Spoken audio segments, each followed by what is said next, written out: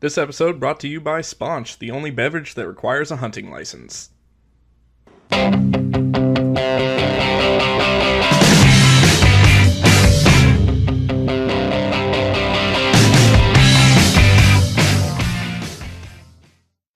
Welcome to the Alpha Nerds Podcast, the podcast full of your daily amount of vitamins. I'm Bart. And I'm Pete. And every week we talk about a TV show, movie that has to do with one letter of the alphabet. It's our third episode, so this week's is C! C! Vitamin C. Cartoons, cantankerous cavalcades of men. Codgers. That's better.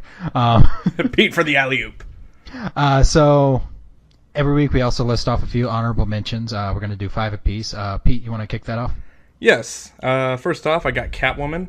Then I got Cthulhu, Cyanide and Happiness, Castle in the Sky, and Case Closed.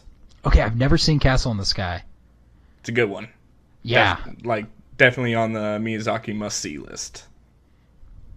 So, my honorable mentions, we have Caravaggio, the painter who did, not Death of Superman. He did Death of the Virgin. Death of Superman. That was a painting that was making fun of Death of the Virgin. Whereas, right. So Superman lying on a bed, and it's like an old Renaissance painting, and then you have you have Captain America there, because they just mixed up whatever. You have Captain America, you have Thor, you have Batman, you have Wonder Woman, and you have the amazing carrot. The guy with just a big carrot for a head. That's great. Second is the Cabinet of Dr. Caligari. Awesome. Yeah, there's a really good German expressionist film. If you want to look at just old, sad German films, that's a good one. After that, we have Cyrano de Bergerac, which is an old Italian or French legend that's just about a guy with a big nose, which doesn't sound good, but trust me, it's really good. Nice. Chester Cheetah, mascot. I swear that guy gets more and more demented every time they make a new commercial. Right, okay, now we have creepy CGI Chester. Back in the day, Chester wasn't around. Chester was just kind of there. He just kind of came in at the end just to say dangerously cheesy. Oh yeah, that's right, he did say that. But now we get this creepy laundromat commercial where some chick is being a total bitch to another chick, and then she takes a bag of Cheetos and tosses a handful into the bitchy woman's dryer load, so everything's gonna get all orange, and so Chester's just sitting there in the back going, "Daddy's proud of you." And I'm just like, what the fuck? That's so creepy. And my last one. How is that supposed to sell Cheetos? Oh, gosh. And my last one's Cowboy Bebop, which is an amazing show. Amazing. So, to quote Cowboy Bebop, 3, 2, 1, let's jam. Let's get to your first one. Okay, my first one is Casino Royale. Well, my topic this week is Casino Royale, which is a James Bond film from 2006. Pete, what do you know about James Bond? So we can get a good level. Okay. So, James Bond is... Well, actually, there's some debate in the 007 fandom over whether or not James Bond, like the title of 007, is just kind of a name given to agent after agent who fills that position in MI6, which is a basically super badass version of MI5, which is the British CIA. Yeah, and this, the later movies Skyfall kind of debunked that theory. Because when he goes to Skyfall and he sees the graves, they both say Bond on them. Yes. So he was born James Bond, which I don't mind. It's just one of those legacy characters that different people have played. So, first off, can you name all the Bonds? I can name a good number of them, not all of them. I think there's 6. Hold on. So, my favorite is Pierce Brosnan. Okay. Current one, Daniel Craig. Yep. And we have... God, why can't I remember his name? I'm totally blanking on it. Scottish drunk, hits ladies in the mouth. You really have to be more specific than this. That's so messed up. Indiana Jones' dad. Henry? No, the actor. You started this. Okay, so 6 people that played James Bond. Sean Connery. Thank you. Yes. George Lazenby, who replaced Sean Connery for one single movie, and he got kind of... So one of the producers told him, like, you're James Bond, you need to act like it. So he acted like a misogynistic, drunken, just idiot on set and off set. And he got, like, blacklisted. Nobody liked him. It was pretty bad. So Sean Connery, George Lazenby, after him was Roger Moore, the longest running and probably most successful Bond. Yep, one of the most iconic. So after him, they tried to get Pierce Brosnan, but Pierce Brosnan was doing Remington Steele. So they got Timothy Dalton to do one movie, and then after that movie, like pre-pro and like the release and everything, Pierce Brosnan was back open, so they just signed him on for GoldenEye, which was his first Bond movie. Wonderful movie, made a wonderful game, Yeah. a terrible remake of that game. But we're not gonna... Well, you know what? Screw it. What did you not like about the GoldenEye game? Because it was Call of Duty with a 007 skin, and you had no grenades. Everybody else had grenades. Apparently MI6's budget ran short just of grenades. See, okay, that doesn't make any sense. For like a game like Metal Gear Solid, they tell you like your nanomachines are connected to your gun, so you can't pick up the enemy's guns because it just won't work for you. That makes sense, right? You have to find guns that are just in boxes that haven't been tied to anybody yet. For GoldenEye, it's 1996. Like, why not? Why can't I just grab one? Yeah, right. But Okay. yeah, Anywho, they even use the same grenade danger indicator that Call of Duty has become famous for, which is just, that was the shit cherry on top. That's so bad. And then Daniel Craig. Daniel Craig's obviously the Bond for Casino Royale. Yes. What's Bond's favorite drink? Vodka martini, shaken not stirred. What's his car? Well, it depends on the movie, but usually Aston Martin. Right. What's his gun? Which again depends on the movie, but generally. I believe it's a Walter PPK. It is. Who's Bond's boss? M. M's secretary? Can't remember. Moneypenny. Moneypenny. Yeah. And head of the R&D branch? Q. Q. Head of Q branch. I couldn't say Q branch though. Right. Who's the head of Q branch? Q. V.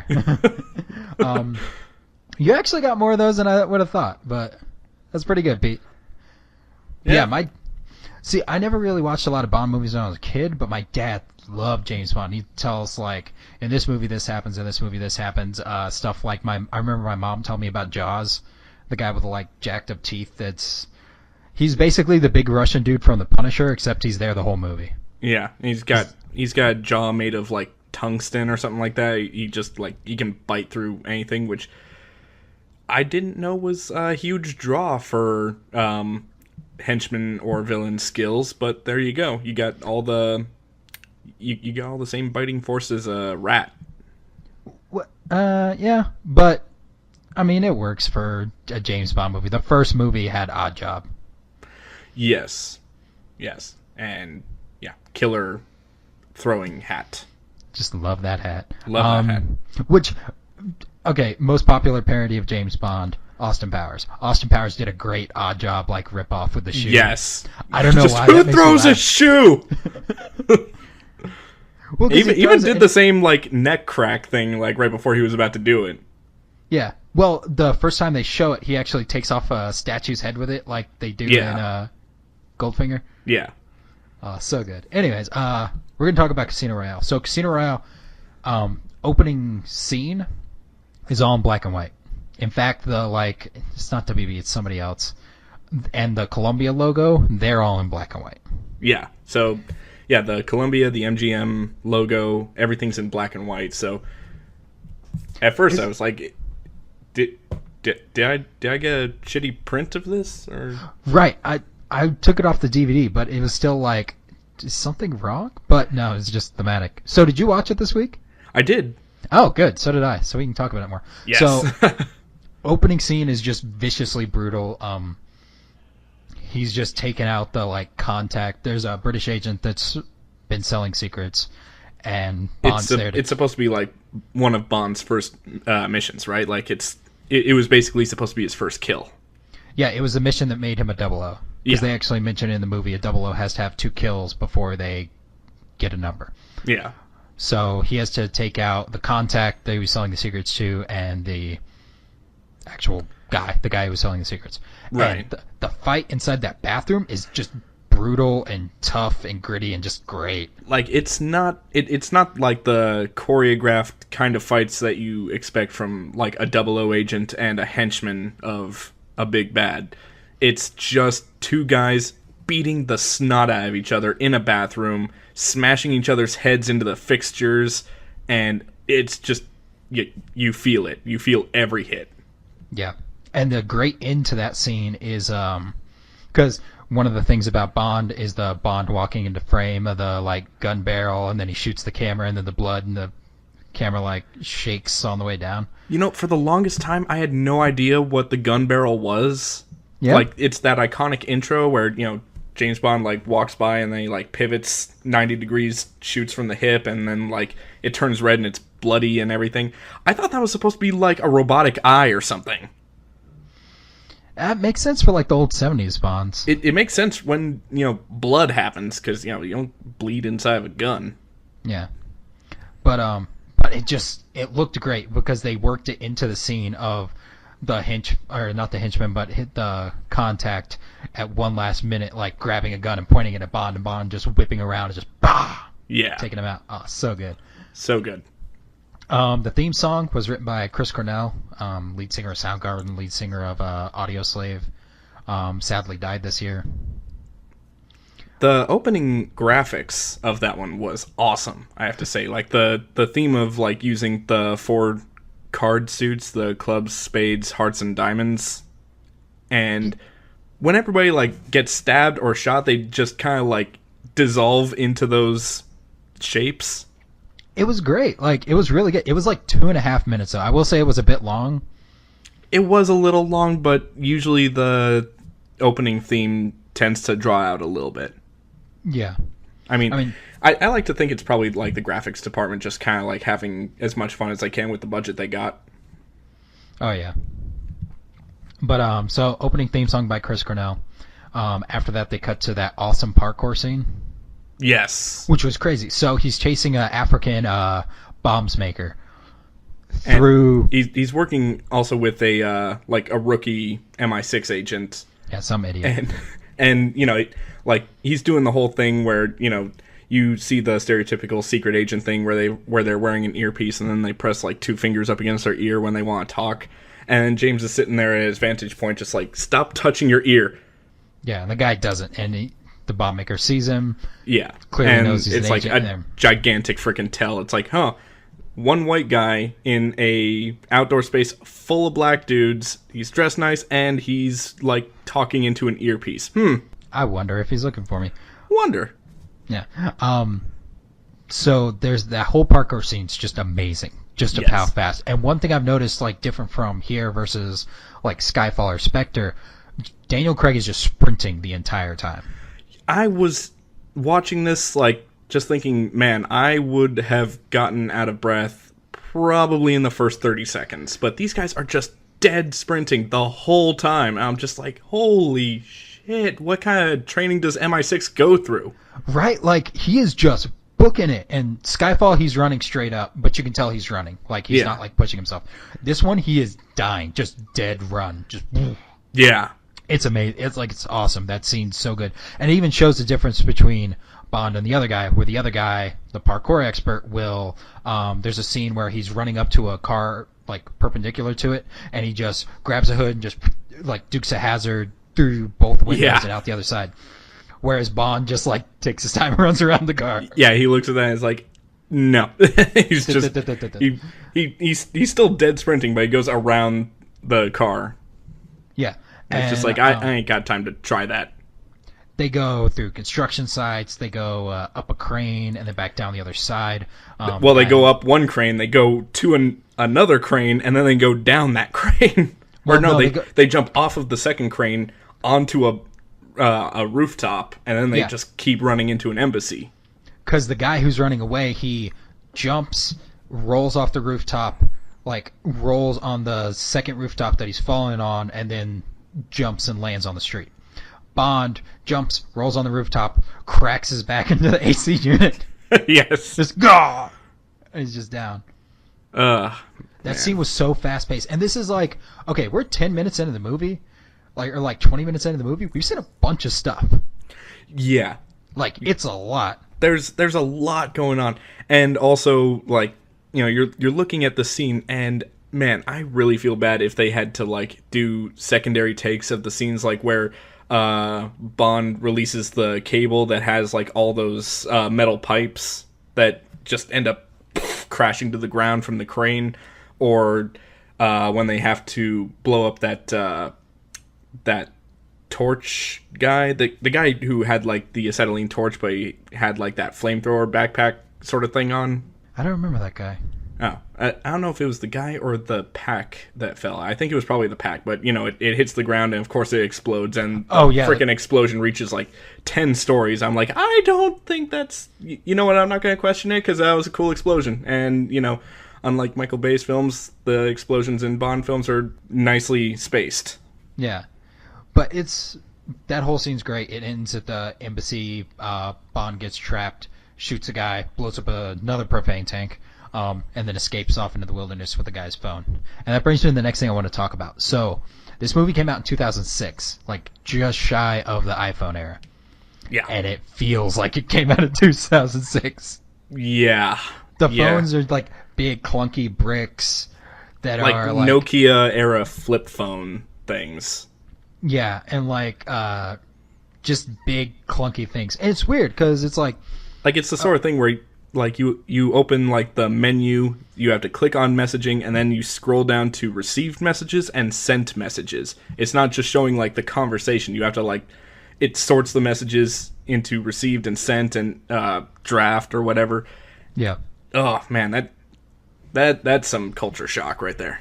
Yeah, it's not gentle, which is weird because it's only 10 years ago. Like, it shouldn't be that far away, but like smartphones changed dramatically.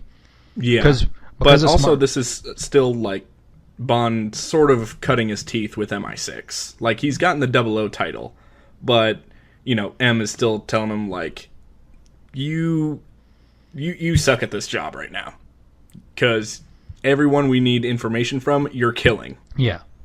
Which she tells him in her apartment because he broke in. He broke into her apartment. Which, okay, line at the end of that scene. Don't you ever break into my apartment again.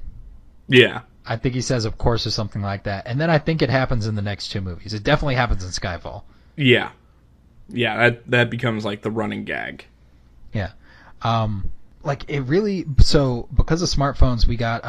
just to touch on that again, accelerometers are cheaper now. Touch screens are just rampant nowadays because it's so cheap to make them because they already did the R&D for them anyways for smartphones. Yeah. And this is just, like, just before that. And I've said this before, it's a post-born Bond world. It's not like the old Roger Moore, I can't do lengthy action scenes because I'm 42 era stuff. It's with the judo chops and like one-hit punches. Yeah. It's like when he fights somebody, it is a knockout, drag-out fight of just like desperately hitting a guy in the face and just trying to get him to stop moving. There's just one where you got a guy in a headlock and you're just like trying to squeeze as hard as you can just to like basically doing that whole like trying to wait it out, like just go to sleep, go to sleep, go to sleep, go to sleep. Yeah. And that part was awesome. But yeah, it's just has that feel of Jason Bourne where the fights are these long drawn out, just like deep impactful things. Like Bond gets cut up, he gets shot up like nobody's business. Another good example, probably the first movie that did it. I'm trying to think if anybody did it better than Die Hard, but Die Hard was a movie where Bruce Willis got messed up. Yeah. I mean, shot, broken glass. Die Hard is one reason why I am always hesitant to take my shoes off. I never had that problem. Dude, having glass in your feet, oh my god, that became a phobia for me. Yeah, gosh. Just stepping on broken glass. So, thing that happened when I was a kid, I stole a pair of my dad's socks, and I got him fish hooks for like Christmas or something, and the fish hook was stuck in the sock. Oh, jeez. So I was walking on all day. I'm like, oh gosh, why is my foot hurt so bad. I took off the sock, and it got unstuck from the sock and was now embedded in my foot. And I was like, oh God. Right? Oh. Brutal. Just damn. Yeah. So the bad guy in this movie, we see him at the very beginning, is Le Chiffre. Le Chiffre's played by Mads Mikkelsen, who is an amazing actor. Le Chiffre is French for the figure. I actually looked that up. And honestly, I was thinking it would be French for, like, the scar or something like that. I was thinking the chief. Yeah, well, that too. It sounds like it would be like the chief. And, like, if you look at him, like, he's got a scar over his eye where it's also blind. So I thought, like, he's got, like, that identifying Bond villain mark, so maybe he's got a name like the Scar. Yeah, like, the 3 qualifying things for Bond villains are European, scarred face, and... White Cat. God. No. There was... Because that was just... Gosh, what was his name? That was just that one guy, Dr. No. Dr. No, that's right, yeah. But Le Chiffre is a fantastic villain because he's very cold, he's very calculating, he cries blood, deformity, yes. That's what it is, like weird disease. Yeah.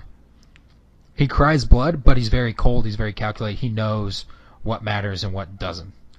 They mention in the movie, M tells Bond that he's a math genius, he's like to show it off by playing poker. Yeah. But he's not the chief bad guy in the movie. No, he's basically the accountant of all the terrorists, all the major terrorists in the world. Like, yeah, he's their banker. Yeah, he runs a banking organization for them. And it's just, like, he's not the big bad guy. Because the one thing he did, so the reason Bond was chasing after Bondmaker is because the Bondmaker gave a bond to a guy in Miami to blow up a prototype plane for a plane company. And what Le Chiffre does is he invests very carefully in stuff that happens. So he invested in the company and was going to sell it off before just bottoming out the stocks. Or, well, I mean, he already sold it before sabotaging it.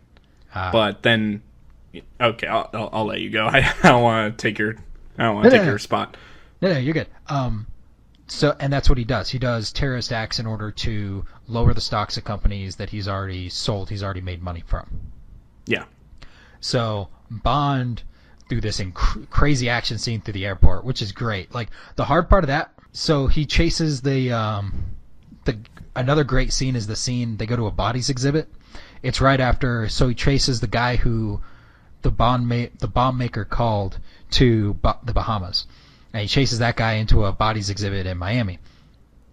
And there's a scene where they're at a bodies exhibit, and the guy pulls a knife on Bond and is, like, slowly walking him out, and Bond turns around. They're in a crowded room. Like, there's people everywhere, and so they can't yell, they can't scream, they can't have those, like, They can't have a huge fight, so they've both got, like, a grip on this knife. Sorry, I get excited. Go on. No, you're good. And are trying to turn it. It's a quiet moment. Like, the music's not, like, crazy loud. It's just this, like, duh, duh, duh. And while you see the knife twisting back and forth between the two, just, like, slowly. Not, like, big, like, John Wick type things where he's, like, shoving all of his body weight onto the knife to try to get into the guy. It's kind of like watching an arm wrestling match between two really strong guys. Like, you don't see a whole lot of difference, like, between, like, who's winning. It's very deliberate. It's slow and deliberate and suspenseful. And that was great. So he offs that guy. He, like, stabs him and leaves him, steals his phone. Bond steals a lot of phones in this movie. He really does. And he also, like, leaves him in a chair. It's just like, shh. It's over now. And, like, he just leaves, like, oh, he's sleeping. But, gets the phone from him. That gives him the contact. Oh, gosh. No, that gives him the contact who's doing the airport bombing. Stops that. And without just, like, spelling out the movie, we've gotten, like, a third of the way through the movie at this point where Bond stops the big bombing incident and makes Le Chiffre lose a lot of money. Bond hasn't met Le Chiffre. Bond hasn't met the Bond girl in the film. It's just him being Bond. And it was great, but it's like, man, like, we haven't even gotten to the good part yet. Yeah, right now it kind of feels like... Okay, so Casino Royale was Daniel Craig's first Bond film, right? Right.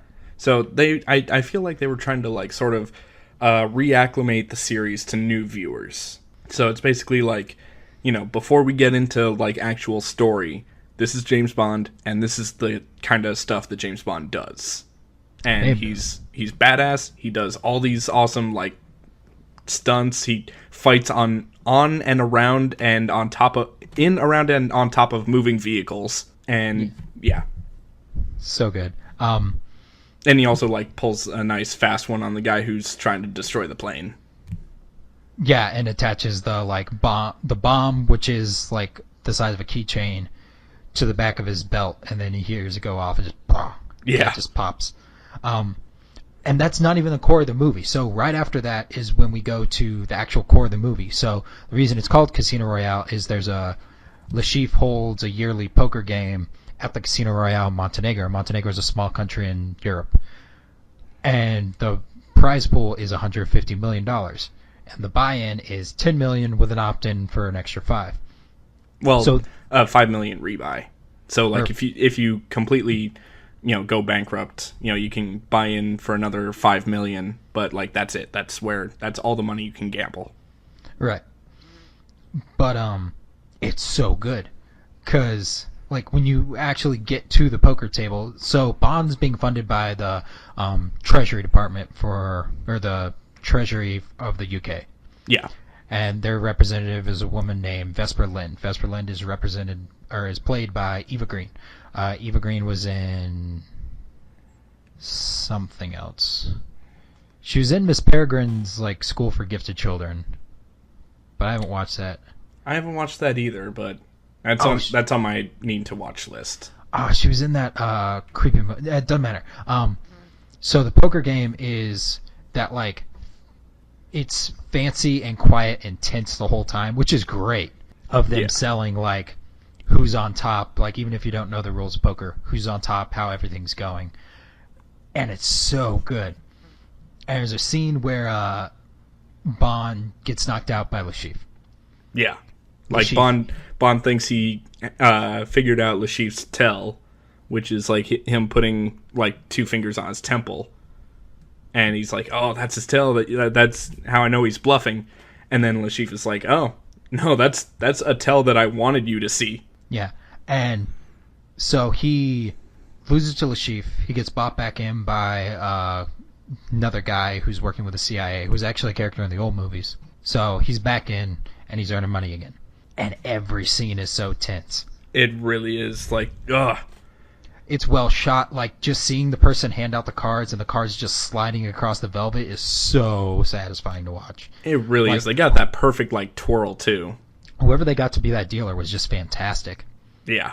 And this is another thing about, well, I'm almost out of time for my bit, but the poker scene's amazing. Every scene in this movie is just fantastic. But the best scene and the worst scene in this movie... The rope? The chair. Yes. So... without going too deep into it, Bond ends up naked, tied to a chair with the bottom cut out of the chair. Like a wicker chair. Yep. And Lashif has a rope with a big knot on it. Everybody's seen this at this point, but this is just such a brutal thing. And he's taunting Bond and he's torturing him, and he just, the first time, just swings it very lightly and just taps him. Any guy can attest that, like, even a light tap to the nugs is enough to drop you to your knees. That's a big rope. I mean, I've been kicked a couple times by my son, but it's not pleasant at all. No. It's one of those where it's like, okay, hang on, time out. I might have to throw up. Yeah. And without going, if you've seen the scene, you know it, but without going into too many details, he starts just like wailing on him, and Bond's just laughing him off because he knows he's in control. That even if Lashif kills him, Lashif's not going to make it out of this. Like, he's not going to make it far because he just lost $150 million on top of the 106 that he lost when the plane bomb didn't go off. Exactly. So now he's on the line for... he's on the line against all of these actual terrorists who are like, where's my money? And he's sitting there like, I can get it, which is not something you ever want to say to somebody who has all the guns. Yeah, but it's weird. It's not one of those where there's a big fight between Lashif and Bond at the end, and Bond runs out of an exploding building like usually happens in a Bond film. It's slower, it's more deliberate, and he really doesn't like this Bond is, like, oddly enough, just isn't as good as stopping the bad guys, and that's better. It's more like, because of what happens at the end, what's revealed, it makes it so much more satisfying. Yeah. Because it seems more grounded in reality. It's a fantastic movie. If you haven't seen it, go see it. If you have seen it, go watch it again. Definitely good advice. There's nothing like a good Bond movie that's just like, yeah. Because the first Bond movie I always saw was was it Tomorrow Never Dies? It was the one with Halle Berry. I think that was Die Another Day. Yeah, that's Die Another Day. Yeah, you're right. Yeah. Which is not the best Bond movie, but it did have John Cleese as Q. Yeah, that was good. And it had one of my favorite big henchman deformity guys, Diamond Face. Yeah, I don't remember his name, but he's Diamond Face. He got diamonds all exploded into his face, and apparently never thought to have him removed. Albeit that is like a cool look, where it's like, what happened to you? What does it look like? Diamonds exploded in my face. That guy was great. Gosh, what was the? There's a part where he talks about it. No, that's what I was gonna say. Madonna did the song for that movie, and I'm just kind of like, I like Skyfall better. Yeah, sometimes there are some songs that are just better than others concerning the 007 openers. Yeah, but Casino Royale is just fantastic. It is grade A Bond material. Oh yeah, It's definitely a good movie if you're just thinking about getting into James Bond. Definitely a good starting point. Yeah, you might as well. Like, it's the most modern one. You watch that, you watch Quantum of Solace, which isn't that good. It kind of, like, dips. Skyfall, which is amazing, like, top-tier Bond. And then Spectre, which is maybe not so good. Yeah. So, Pete, what do you have for us this week? Well, today I want to talk about Clone High. Didn't Clone High start way back in the 1980s? With secret government employees. Okay. They dug up famous guys and ladies, and they made genetic copies. Where are the clones now? Clones are in Clone High. I was waiting for the now the clones are sexy teens. But go on. Okay. So, yeah, this show started in 2003. It aired on MTV. It didn't even air all of the episodes. It only aired 8 of the 13 episodes that were made. Wait, what? Yeah.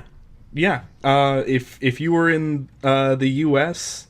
and you wanted to see those other 5 episodes, you either gotta buy the DVD on Amazon or...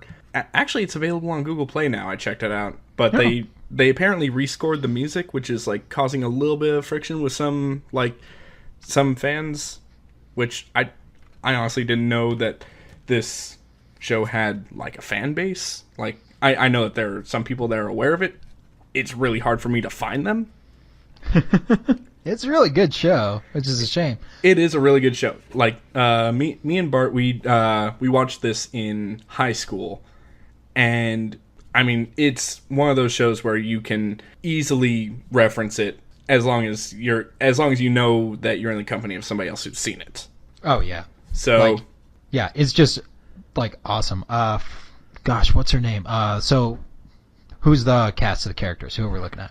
So, we got, the 3 main characters are, and just to save time, they're all clones. None of these are the actual,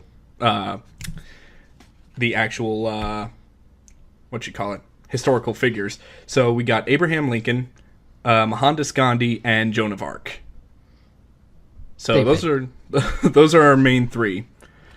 And then, we have a slew of other characters. And this whole thing, it's basically a show that satirizes history and at the same time parodies high school drama shows like Degrassi.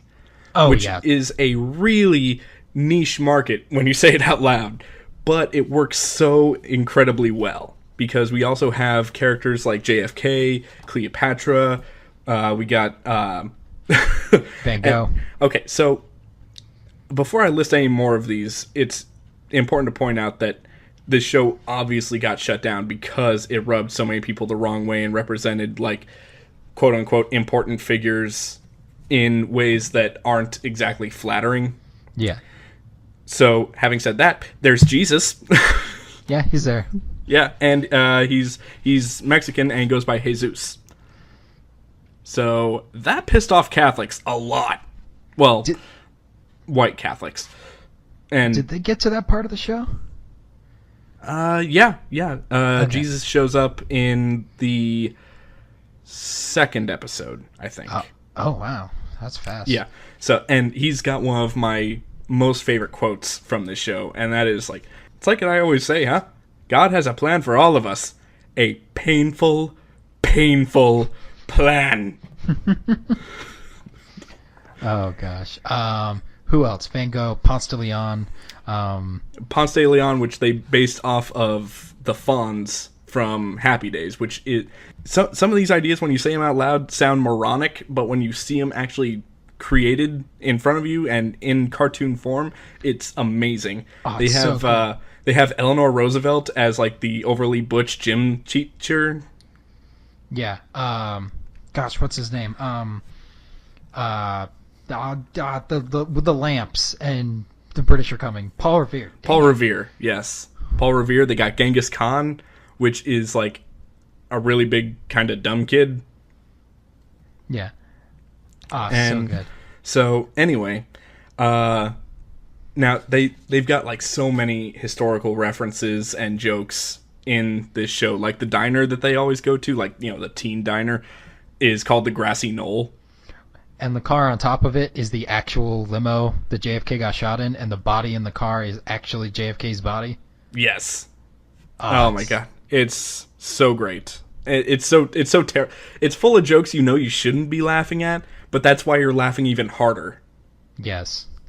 So like, there's one episode. Okay, so Abe Lincoln is the tall, lanky, awkward kid, and you know, like he just grew like a foot taller over the summer, and you know, everybody like meets up at the new school year and everything like that. And Joan of Arc has like this unspoken love for JFK, so she's like kind of the whole like, I love this guy, but I don't know how to express it. I don't want to look like a total idiot. I don't want to ruin the friendship. You know, that whole dynamic that always happens. Not JFK, for Abe. Did I say JFK? I meant You said JFK. I'm sorry. But, so yeah. So Joan of Arc's in love with Abe, and Gandhi was actually interesting the way they did him, because they show that in the first episode he explains that he cracked under the pressure of living up to his cloned father and just became a nonstop party animal. Yeah. And that's just that's his whole thing. And I can understand how that pissed off a lot of people in India. Yeah, I think that's the main reason the show got canceled, is the depiction of Gandhi. And they were just like, it's not making enough money to deal with that, so... Pretty much. But the creators went on to do some more equally amazing stuff. I'll get to that later. But, so we got... so Gandhi is, like, really proud of, like, his high fives and his finger snaps, the whole thing. That's pretty good. But so there's a scene in the first episode where he does like snapping finger guns to JFK, and JFK just completely flinches, just like, not in the face. And again, one of those jokes where it's like, one of those jokes where I know I shouldn't be laughing, and that's making me laugh even harder. And it's like, yeah, okay, I'm going to hell, but you know, worth it. Whatever. Oh, Marilyn Manson's in the show too. Marilyn Manson, Jack Black. You got so many incredibly awesome like guest stars. Let's see. Marilyn Manson actually playing Marilyn Manson, like white makeup, black hair, like, oh, yes. Hey kids. Yes, and he sings a song about the food pyramid. Yes. And originally it starts off very PG or very G-rated. And very, like, corny. And then it goes full Marilyn Manson screaming into the mic. There's hellfire coming up out of the ground and everything. It's amazing. Just total 180-degree turn on that. Anyway, so another couple of background or side characters that I like. The Principal Scudworth. Oh. And this is the guy that's basically acting on the will of the shadow society of the government that's cloning these historical figures. But he has an ulterior motive where he wants to steal these clones and open up a theme park where people can come see the clones of these historical figures. So basically Jurassic Park, but with history people. Yeah. And he's got a butler robot called Mr. Butlertron. He calls everyone Wesley, and nobody knows why. Well, it's a reference to is it Mr. Belvedere? Is it? I think it's a reference to one of those. It might be. Yeah, it's a reference to one of those 80s shows where like they had a butler or a nanny or something like that. One of those like sort of fatherly figures, like they dole out advice, but they're not like taken super seriously. Yeah, if it was a 1980s school show, it would be the helpful janitor. Yeah. Speaking of the janitor from Scrubs plays the janitor in this show. And speaking of crazy fan theories from earlier about James Bond, there's a crazy fan theory that this is the same character as that janitor. Might be, and that makes it really awesome. That what happened in this show drove him insane, and then he goes to Scrubs and he's just a madman. Yeah. So anyway, we got our first introduction to Principal Scudworth is amazing. Well, technically our first introduction is in the theme song when we see a picture of him digging up a grave. Yeah. But yeah, we can pretty much assume that's when he was an intern, I guess, maybe. But our first sight of him in the show, he's basically doing the whole monologue of his evil plan and everything like that. And he's got a paper hat on his head, and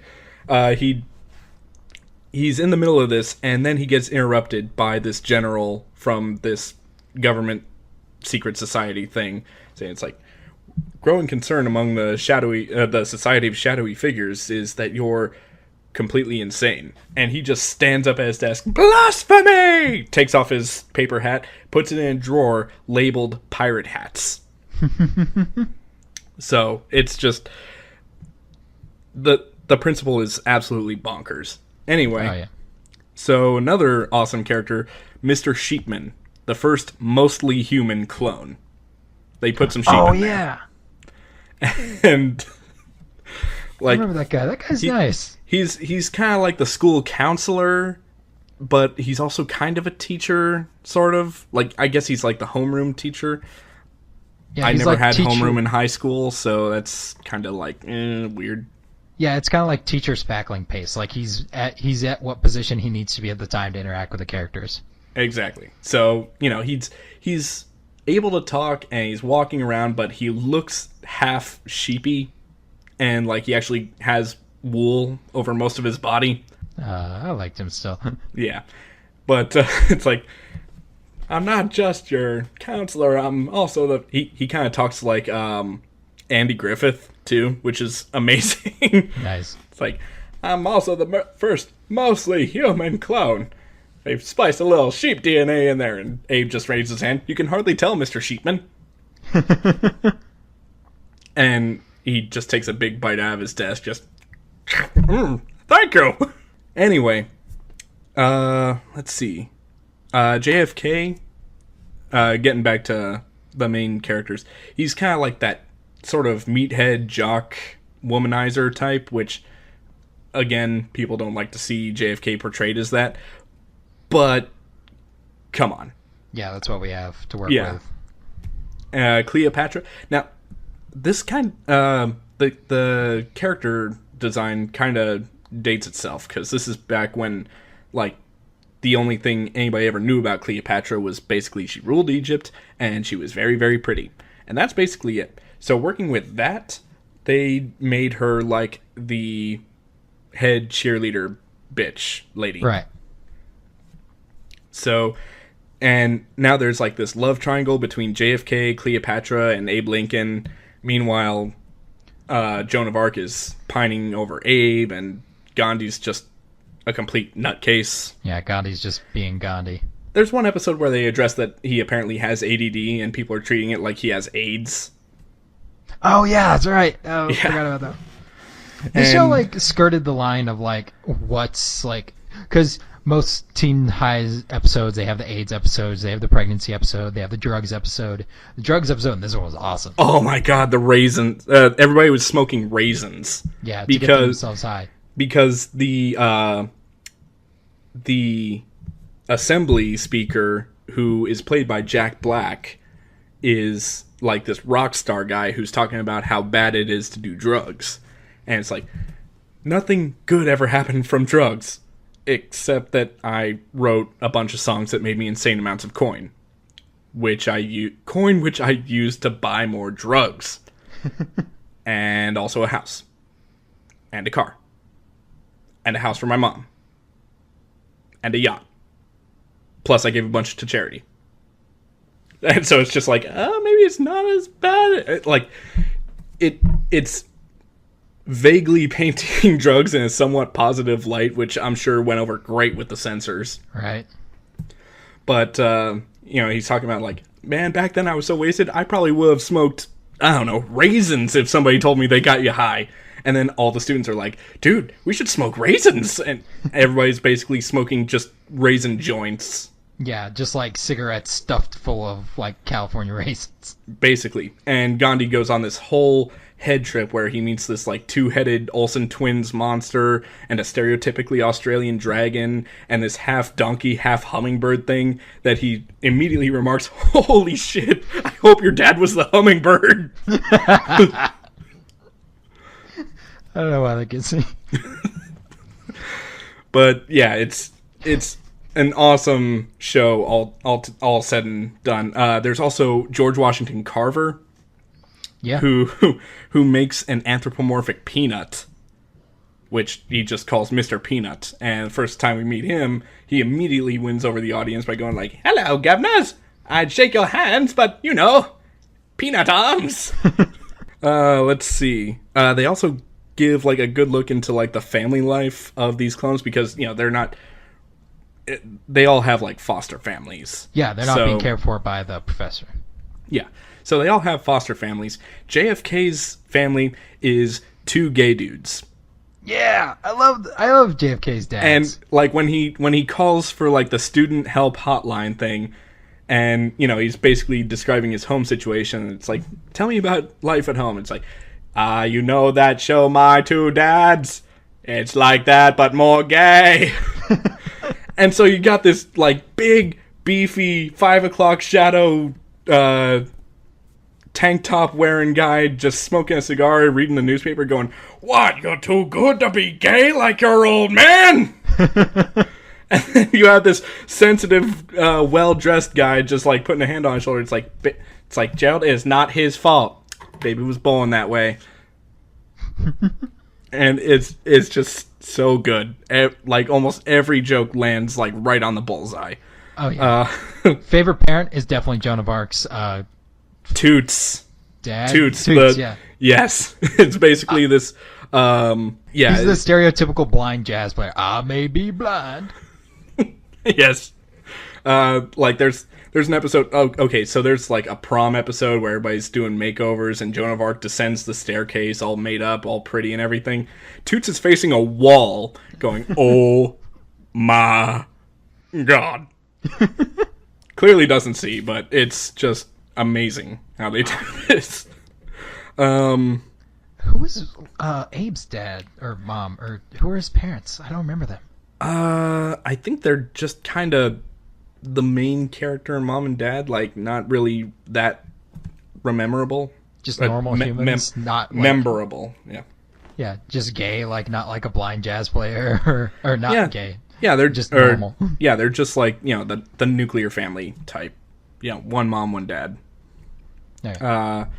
Let's see. There's oh my God. Okay, so the first episode they have to. Abe is trying to get beer for this house party that JFK is throwing, and this is the only way that he can find a way to get invited to the house party. So, at first it's like, "JFK, I have a proposition for you. You're not coming to my party. I'll get the beer. Be there at 8." So the only way he can think of to get beer is to enlist the help of Genghis Khan, who's the only student at the school who looks over 21, because he's just like a walking pituitary gland. Oh, that's messed up. So he goes in there. It's like, so he's talking to him outside of the gas station. It's like, okay, so when you get the beer and the person asks if you're 21, you say yes. Okay. Cuts right to the interior of the gas station. Are you 21? Cuts back to the outside of another gas station. Okay, they use a very tricky line of questioning. Now, when they ask, are you 21? You say, yes. And then cuts to the inside of another gas station. Are you 21? No. And then cut to the inside of another gas station, and he's got a keg over his shoulder with a big sign around his neck that says, I'm 21. And then the lady's like, I guess you're 21. I am 21. He walks away. Comes right back. I'm not 21. That show's awesome. It's amazing. And then all these kids get drunk at the party and everything. And of course the police shows up. And another awesome line of jokes. Just Gandhi's completely wasted. Which, by the way, is kind of an impossibility because Abe was only able to get non-alcoholic beer. Yeah, so everybody's drinking this, and everybody's just acting drunk. I think it might be the beer talking. I don't think it is. I don't think it is. So the cop shows up, and Gandhi's like, underage drinking? Shame on all of you. Shame. And he just kind of flops over the hood of the cop car, and the cop's just, this kid's not sober, is he? And none of you are 21, are you? And these pot stickers aren't made with real crab, are they? Oh, I stand corrected. Little jokes like that, and it's amazing. Okay, so... Oh, man, I burned through a lot of time here. Yeah, so the core, people. So Abe is played by Will Forte. Will Forte, who actually voiced Lego Lincoln in the Lego movie. Ah, cool. I didn't know that. Very, very cool little connection there. Now, that's not by any accident either, because the director/creators Phil Lord and Christopher Miller also worked on the Lego movie. I did not know that. That's also awesome. They wrote it. Now, they also did Cloudy with a Chance of Meatballs, Cloudy with a Chance of Meatballs 2, 21 and 22 Jump Street, and they were originally slated for the Han Solo movie, but they got removed because, artistic differences, whatever. Can we give them a bunch of thread and have them spin it into gold? I would love for that to happen, because they also did The Last Man on Earth, How I Met Your Mother, and Brooklyn Nine-Nine. So you can, and it's actually been joked by these guys where they say, everything we're doing is just trying to get Clone High back on the air. Dude, I want to see it, because it would be awesome. So, anyways, Joan's played by Nicole Sullivan, who was working on Mad TV at the time. She's super hilarious. She's awesome. Oh, she is. She's done a bunch of voiceover work since that. Gandhi is played by Michael who? Gosh, he was in, to bring it back to Austin Powers, he was the guy who gets run over by the steamroller. Yes, he's the guy that keeps screaming no. Stop! Move. Yes. Oh, gosh. But yeah, so... Gosh, what's his last name? Michael something. Anyways, who plays JFK? Because I know Paul Revere was played by Zach Braff. And then the guy who was with Paul Revere was played by Turk. Yes. Yes, there's a lot of Scrubs alumni that got parts. Well, they got their start with Clone High. Yeah, the girl plays Jordan, who did play Kate in the Drew Carey show. Forget her name. But yeah, she plays Cleopatra. Okay. Michael McDonald. Michael McDonald, that's what it is. And he was on Mad TV as well. Yeah. He was Stuart. Well, he played a bunch of characters, but that's probably his most famous. Yeah. Did you ever watch his stand-up for... It was Christopher Miller played JFK. No. Yeah. I'm looking at the IMDb page right now. But he's a good actor. And he killed it with JFK, pun intended. I'm going to hell. Yeah, something like that. Although, okay, so nothing bad ever happens to the Kennedys. My favorite line is one of those because it's in the extended version of the theme song. Yes, it's from the episode where Ponce dies, and he's with somebody. I don't even remember. It doesn't matter. But he's like, "I'm a Kennedy. I'm not accustomed to tragedies." Oh, oh my god, so bad. Yeah, we get to see JFK basically have this full-on psychotic break dealing with his best friend dying. And so, they're at the wake and everything, just he's basically, he's got his hands on dead Ponce de Leon's collar. It's like, get up, or I'll slug you! Well, it was a play on, the melodrama from all those teen shows. Basically.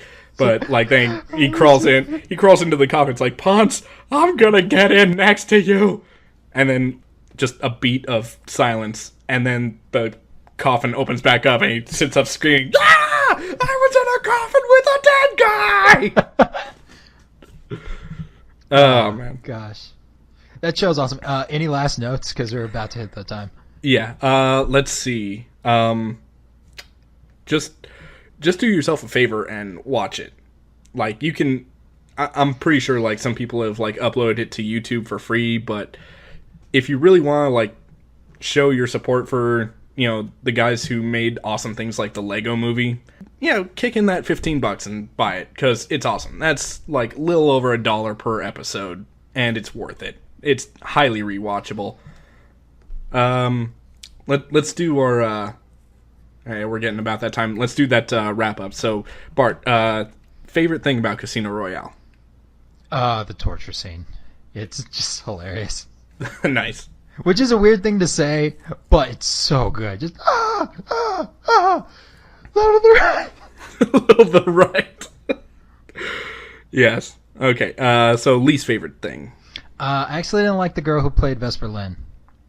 She did a good job. She didn't do a bad job. It's just usually she looked bored. She didn't look like... but that's just a personal thing. She did a good job. It just, looked bored a lot. Yeah. Alright, so, who would you recommend this movie to? If you're, fresh out of, that high school age to, early 20s, the age where everybody seems to watch a lot of movies, watch it then, because that's that good age. Or if you're, old guy or girl who just happens to just love Bond movies, because it's a great Bond movie. Because they did a reboot of the universe, but it's a Bond film. Every movie reboots the universe. Right. We just gotta pretend that yes, he worked during the 1950s, and it's 2012. Shut up. Doesn't matter. Yeah. But okay, so Clone High for you. What do you love about it? I love all the terrible jokes. I love every episode knowing that I'm going to hell for laughing as hard as I am. It's pretty good. It's that kind of sense of humor that you see on the Boondocks, where It's just I know I shouldn't be laughing at this, but it's so goddamn funny. I want to go back to a world where Boondocks and Chappelle's Show are on TV at the same time. Oh, that was a good time. That was a good time. What do you hate about Clone High? Let's see. I could say that I hate that it never got renewed. It doesn't count. Yeah.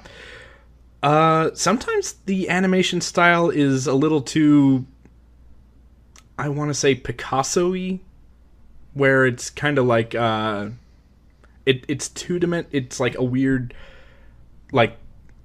it's a weird in-between of two-dimensional and three-dimensional, where it's kind of you see the side of characters' faces, and it seems kind of crudely drawn. So that's just kind of a personal if that I have with this, where it's just sometimes it just grates a little bit, but whatever. I still watch it and I still rewatch it. It's great. So minor, it doesn't matter. Yeah. And who's Clone High a good fit for? Oh man. Okay. So first of all, you should really be in high school. At the very least, in high school. Mostly so that you'll, laugh at all the historical jokes, but also there are some, like, pretty mature themes. And there is, like, there's a very disturbingly censored, almost love scene in the last episode. Oh, yeah, I know what you're talking about. Yeah. But, I would say if you're a junior in high school, that's probably, like, the youngest you can be and still, like, get the most out of this show. Okay. And after that, just rewatch it as you see fit, because it's never not going to be funny. That show's just so good. It's one of those comedies that's, like, it gets even better, like, the more people you watch it with. Yeah. Kind of thing, because it relies a little bit on shock laughter. So, shock laughter works best when you're watching it with other people. Yeah, with a crowd. Where you can go, oh, and then look at each other and see the guy laughing 2 people away and be like, I guess. Yeah, exactly. So that's the letter C. That's about it for us this week. I think we did a pretty good show. Pete, do you have any idea what you're going to do for next week? Well, next week is letter D, so I'm going to do Dishonored. Ooh. Yes. That leaves Deadpool and Cable open for me. Oh, there you go. Yeah. Deadpool and Cable comic book. Okay, so just to wrap up, thank you to OK Go for letting us use the song Here It Goes Again off the album Oh No. You know them, you don't know us. Thanks for listening, everybody. Thanks for listening, and we'll see you next week. Bye, Sponch. And bye, Sponch.